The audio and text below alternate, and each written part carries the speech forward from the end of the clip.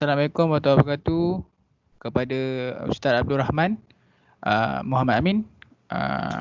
Inilah daripada kumpulan kami, pembentangan daripada kumpulan kami, iaitu Bunga Kemboja. Sebelum tu saya nak perkenalkan ahli kumpulan saya, iaitu Muhammad Iman Daud, Amir Hisham, Hilman Haris, Akmal Haziq dan saya sendiri Alif Daniel. Berbalik kepada makalah teori kolonialisme di dalam dunia Melayu. Objektifnya adalah untuk menceritakan tentang kolonialisme yang berlaku di tanah Melayu, kaedah yang digunakan untuk mengatasi kolonialisme di tanah Melayu, teori kolonialisme, definisi kolonialisme, punca kolonialisme, mempertahankan kolonialisme serta impak kolonialisme di tanah Melayu. Berbagai kaedah dan pengaruh yang telah digunakan oleh Burhanuddin. Antara dua kaedah yang digunakan ialah mengikut konteks dan juga sosial serta teks. Beliau juga telah mengunjungi sekolah pondok selama 2 tahun di Jambi, Sumatera.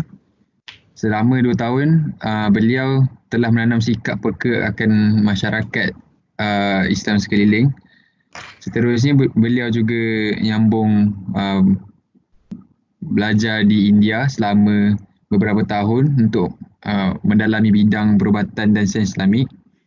Semasa Burhanuddin berada di India, beliau terdedah dengan pengaruh Mahatma Gandhi dan Jawaharlal Nehru, iaitu gerakan kemerdekaan mereka menentang British. Seterusnya ialah teori penjajahan. Kolonialisme adalah sistem di mana negara mengendalikan rakyat dan sumber daya negara lain tetapi masih berkaitan dengan negara asal, yang juga merujuk kepada sekumpulan kepercayaan yang digunakan untuk melegitimasi atau mempromosikan sistem ini, khususnya kepercayaan bahawa moral penjajah lebih besar daripada dijajah. Kemudian definisi kolonialisme. John Locke mendefinisikan kolonialisme sebagai dasar dan praktik kekuatan untuk memperluas kawalan ke atas masyarakat atau wilayah yang lemah. Ensiklopedia Stanford Philosophy 2006 pula menggunakan istilah kolonialisme untuk menggambarkan proses penyelesaian Eropah dan kawalan politik ke atas seluruh dunia. Seterusnya adalah punca kolonialisme, iaitu daripada pengkhianatan daripada golongan ahli elitik politik. Seterusnya, selain itu ialah raja-raja ditinggikan ke arah pemujaan. Juga berlakunya kemunduran kelas-kelas agama di tanah Melayu dan disebabkan puncanya adalah penguasaan asing. Dalam untuk mempertahankan kolonialisme adalah dengan merapatkan diri dengan golongan elit politik dan mengatur dan memonopolikan perdagangan negara. Seterusnya, impak kolonialisme di tanah Melayu. Yang pertama, mengubah suai geografi dunia Melayu. Dengan ini, birokrasi baru telah mengubah suai geografi dunia Melayu dengan drastik hingga menyebabkan beberapa perkara terjejas. Seterusnya, sepadan buatan dibina.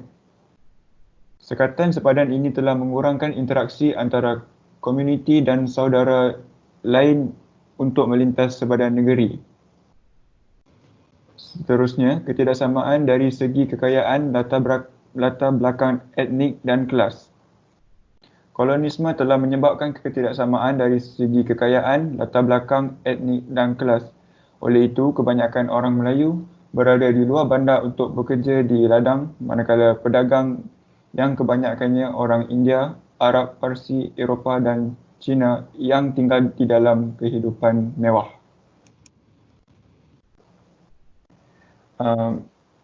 Kesimpulan, Burhanuddin tidak dapat lihat kolonialisme dengan jelas. Oleh itu, teori penjajahannya dibatalkan bersama semua penjajah Eropah. Dia meneliti kaum bukan Melayu dan golongan elit tempatan yang bersekongkol dan penjajah untuk mempertahankan penjajahan diletakkan di bawah pengawasan kritikal. Ia adalah pakatan yang tidak suci dan telah menghancurkan perkembangan tanah Melayu Islam. Seterusnya ialah pembentangan kami tentang kawasan lawatan yang kami telah pilih, iaitu di Masjid Tunku Mizan Zainal Abidin, Putrajaya.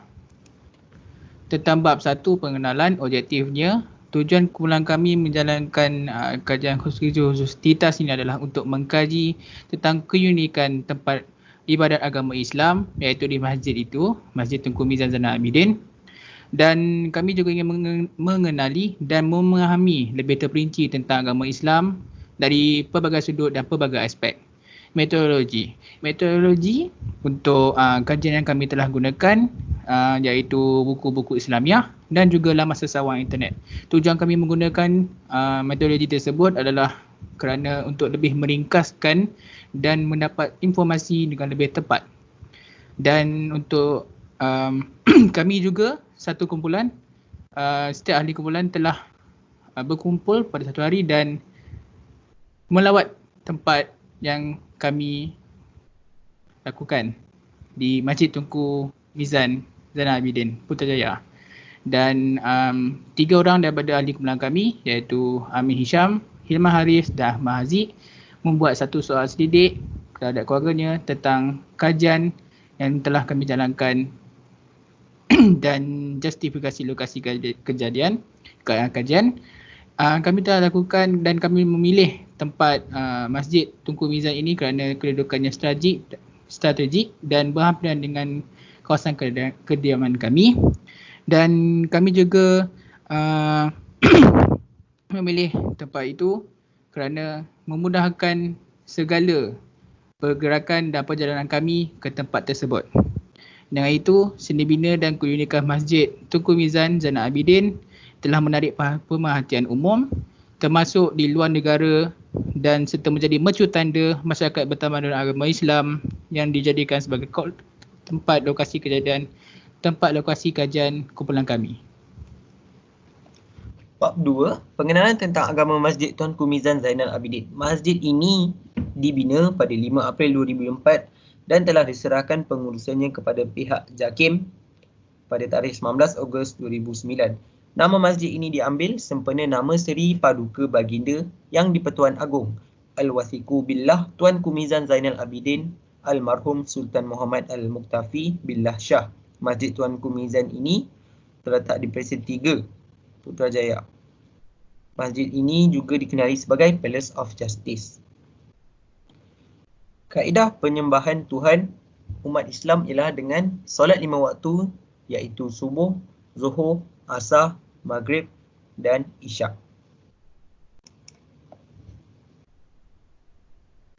Di dalam bab 3 pula kita akan menerangkan tentang sejarah pembinaan, iaitu masjid ini dibina di Prison 3 di Putrajaya pada 5 April 2004 dan diserahkan kepada JAKIM pada 19 Ogos 2009. Juga kita dalam bab 3 ini kita dapat tahu dapat menerangkan berapa tingkat fungsi tingkat di masjid ini dan pelan dia, iaitu masjid ini mengandungi 5 tingkat dan setiap tingkat ada peranannya. Contohnya aras bawah 1 iaitu C2 adalah laluan utama memasuki masjid dan aras ini juga mengandungi parkir kenderaan. Keunikan di dalam masjid ini juga adalah seperti masjid ini tidak menggunakan kipas ataupun penghawa dingin, sebaliknya menggunakan teknologi gas penyejuk udara iaitu gas district cooling. Seterusnya.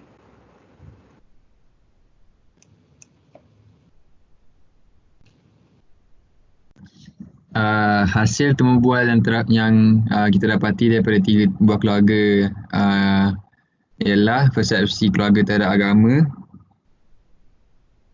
Ketiga-tiga keluarga mempersetujui bahawa agama ialah sesuatu perkara yang penting kerana ia menjadi panduan hidup. Soalan kedua ialah tahap pengalaman agama dan budaya dalam keluarga.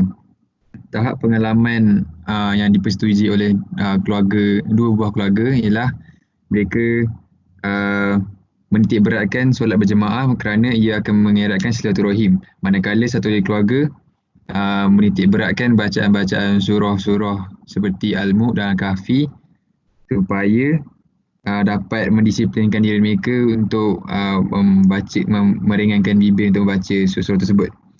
Soalan ketiga ialah kepentingan agama dalam membina masyarakat yang bertamadun.